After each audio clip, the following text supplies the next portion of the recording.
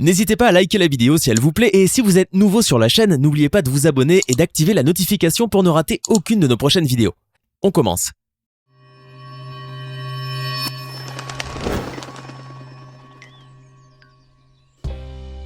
Bonjour et bienvenue à tous. Vous connaissez la différence entre un pigeon et un vautour ?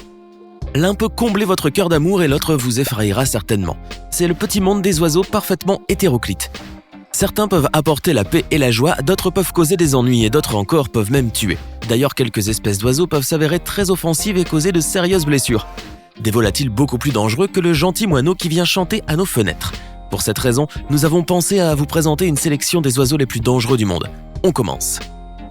Avec ses 2,50 m de haut et ses 130 kg, l'autruche mâle est le plus grand et le plus lourd des oiseaux actuels. Incapable de voler, l'autruche habite dans la savane la plupart du temps, mais se rend dans des endroits humides pour pondre. Pour ce qui est des habitudes alimentaires, elle est essentiellement herbivore, mais son régime est varié. Elle est en gros capable d'ingérer tout ce qui passe à portée de son bec. Contrairement à des pays européens voisins comme la Belgique par exemple, la France ne considère pas l'autruche comme un animal domestique et la met sur la liste des espèces connues comme étant dangereuses. Les éleveurs titulaires d'un certificat de capacité pour son entretien, eux-mêmes conviennent qu'un oiseau de cette taille ne se manipule pas comme un poulet. Cela est compréhensible puisque cet oiseau peut tuer un humain avec un coup de patte si elle se sent véritablement en danger. La principale justification de ces comportements jugés brutaux tient à la nature sauvage de l'autruche. Les mâles, comme souvent, étant réputés les plus agressifs. La vitesse de sa course, de même que la puissance des jambes, lui servent de moyen de défense. Dans la nature, il serait capable d'éventrer un lion avec la griffe située à l'extrémité de l'un des deux doigts au bout de leurs pattes surpuissantes. Les autruches causent environ 2 morts humaines par an, en voulant défendre leur territoire. Vous avez peut-être entendu parler de ce fait divers aux infos. En avril 2019, un homme qui nourrissait ses oiseaux en Floride aux États-Unis a eu le malheur de tomber par inadvertance. Il s'est immédiatement fait attaquer par un de ses oiseaux, et il en est décédé peu de temps après. Cet oiseau était un casoar à casque, et c'est normalement le genre d'oiseau que l'on ne voudrait pas trouver dans son jardin. Ce volatile rare est considéré comme l'oiseau le plus dangereux pour l'être humain. Ses mensurations peuvent être impressionnantes, puisqu'il peut atteindre un poids de 70 kg pour une taille comprise entre 1,5 et 1,8 m. Ses pattes sont dotées d'une puissante griffe longue de 12 cm. L'animal est capable de sauter en l'air et de blesser mortellement son adversaire d'un seul coup de patte. Il vit dans les îles d'Aru et Seram d'Indonésie, en Nouvelle-Guinée et au nord-est de l'Australie et fréquente en général les forêts pluviales. Le casoar est solitaire en dehors de la saison de reproduction et défend son territoire toute l'année. Mais son comportement a progressivement changé car les touristes et les habitants ont eu l'habitude de le nourrir. Désormais, il s'approche plus facilement de l'homme et en plus de témoigner une certaine violence, pendant la saison de reproduction par exemple, le casoar à casque devient agressif, principalement quand les poussins sont présents. Avant d'attaquer, il effectue une parade menaçante en arquant son corps vers le haut et gonflant les plumes du croupion. Ensuite, il courbe le cou avec le bec dirigé vers le sol, tandis qu'il émet un son profond et retentissant en balançant son corps. Sa longue griffe du doigt interne, aussi redoutable qu'un poignard, est une arme très dangereuse pouvant causer des blessures mortelles aux humains ou aux chiens. Mais les agressions délibérées ne sont pas courantes et en général, seules les parades de menaces sont observées. Ce cygne doit son nom à un tubercule cartilagineux noir situé à la base de son bec orangé.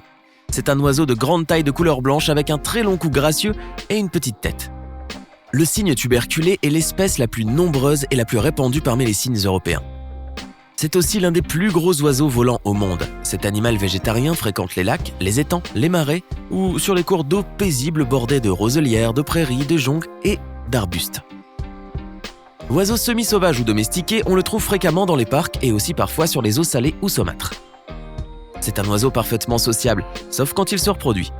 Dès le début du printemps, les cygnes commencent à délimiter leur territoire, adoptant volontiers une attitude menaçante envers leurs congénères, mais aussi contre d'autres intrus, l'homme y compris. Les cygnes tuberculés et tout simplement les mâles présentent un comportement agressif sur leur territoire. Ils adoptent alors une posture de menace caractéristique, les ailes dressées comme des voiles et la tête abaissée sur le dos. Par ailleurs, il existe des cygnes particulièrement intolérants qui s'attaquent à tout ce qui bouge. Et un cygne qui vous fonce dessus en claquant des ailes et en sifflant, ça ne donne pas envie d'insister. Connu en Eurasie comme le grand plongeur du Nord, le plongeon huard tire son nom d'espèce du verbe huer à cause de son cri. Tous ceux qui ont déjà entendu le cri du huard vous diront que c'est le son le plus hypnotique, le plus mystérieux et le plus beau que vous entendrez jamais. Aussi, ce huard est un excellent nageur et un plongeur d'une grande habileté. Il peut plonger à plus de 70 mètres de profondeur pour atteindre une proie. S'il se sent menacé, il peut aussi plonger pour ne réapparaître qu'à une distance sécuritaire et il peut répéter ce comportement jusqu'à ce que le danger soit écarté. On le retrouve couramment en milieu sauvage en Amérique du Nord et il est l'un des oiseaux les plus connus du Canada. Il est de grande taille, aussi gros qu'une oie. Ses yeux, rouges vifs, contrastent avec un plumage noir et son cou est rehaussé d'un collier de rayures blanches. Son régime alimentaire est composé principalement de poissons qu'il poignarde en plongée. Le huarn a besoin d'espace, un minimum de 20 à 80 hectares pour être à l'aise et on ne dénombre généralement qu'une poignée de couples sur un grand lac. Il est donc essentiel pour le plongeon de bien choisir son territoire et de s'établir dans des zones où les prédateurs sont peu nombreux. Son cri lui sert d'arme pour chasser tout intrus et lui permet de transmettre des informations aux intrus, notamment la force d'un oiseau et sa volonté de se défendre. Il a un comportement très territorial et peut donc s'avérer très agressif. Cette espèce marine est un oiseau avoisinant les 5 à 6 kg avec une envergure allant jusqu'à 2 mètres, présent depuis les eaux côtières jusqu'au large. Il vit dans les zones couvertes par la banquise, ainsi que vers le nord dans la zone subtropicale, aussi loin que le Brésil dans l'Atlantique Sud, et se nourrit souvent le long des côtes. Ce charognard mange une grande variété de carcasses de manchots, albatros et mammifères marins, sans oublier les détritus jetés des bateaux. Lorsqu'un manchot meurt, les pétrels géants nettoient entièrement le cadavre dans un balai très impressionnant de grognements, de sang, de tripes et de coups de bec, étant très agressifs les uns envers les autres quand vient l'heure du repas. De même, le pétrel géant s'attaque aux poussins des manchots, aux albatros et aux autres oiseaux marins. Ce prédateur a des pattes et des pieds robustes et son bec énorme est utilisé pour ouvrir les carcasses de mammifères marins. Lorsque le trou est suffisamment grand, il insère le bec et la tête à l'intérieur du corps pour atteindre les organes vitaux. Il en ressort habituellement couvert de sang. Il peut aussi dévorer les poissons et les calamars qu'il capture à la surface. C'est une espèce agressive et opportuniste. Voici maintenant un oiseau de mer européen avec un corps assez puissant. Tout comme de nombreux oiseaux de ce genre, aptes à planer aussi bien au ras de l'eau qu'en altitude, le goéland argenté a une envergure importante et des ailes étroites.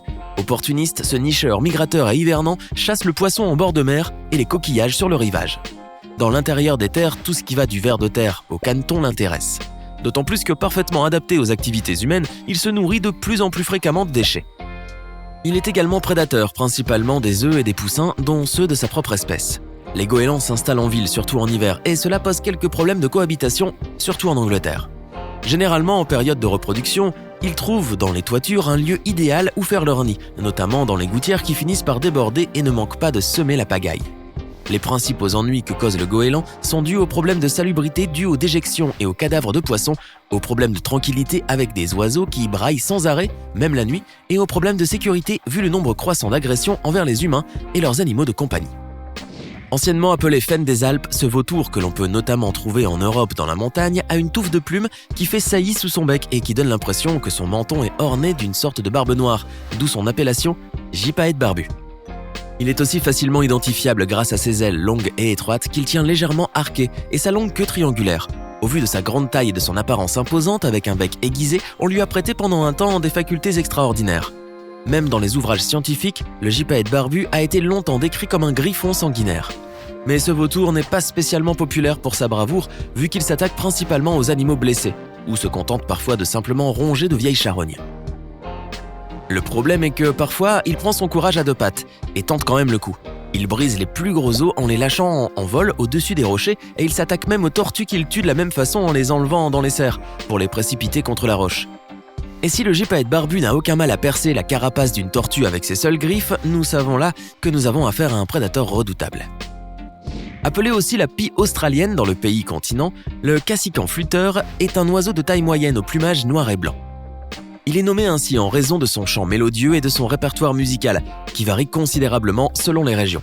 Cet oiseau émet en effet une série de notes joyeuses qui rappellent les tyroliennes ou les chants de Noël. Vivant toujours en groupe, jusqu'à 10 oiseaux, les cassicans sont omniprésents dans les zones urbaines de toute l'Australie et ils ont pris l'habitude des contacts avec les humains. Un petit pourcentage d'entre eux, environ 9%, devient ainsi très agressif au cours de la saison de reproduction de fin août à début octobre. Ces oiseaux, qui sont presque toujours des mâles, attaquent généralement les piétons aux alentours de 50 mètres de leur nid et les cyclistes à environ 100 mètres. Les attaques commencent à l'éclosion des œufs, augmentent de fréquence et de gravité au fur et à mesure que les poussins grandissent et s'achèvent quand les oisillons quittent le nid. Ces assauts sont terrifiants pour les enfants, à tel point que dans certains parcs urbains australiens, des panneaux attirent l'attention des promeneurs pendant cette période. Les cassicans flûteurs peuvent causer des blessures au niveau de la tête et des yeux des humains. Vous l'avez compris, la majorité de ces oiseaux ne s'en prennent jamais à l'être humain sans raison. Donc le mieux est de les respecter et de ne pas les provoquer. Sinon, lequel de ces volatiles vous a paru le plus dangereux ? Ne manquez pas de nous le dire en commentaire.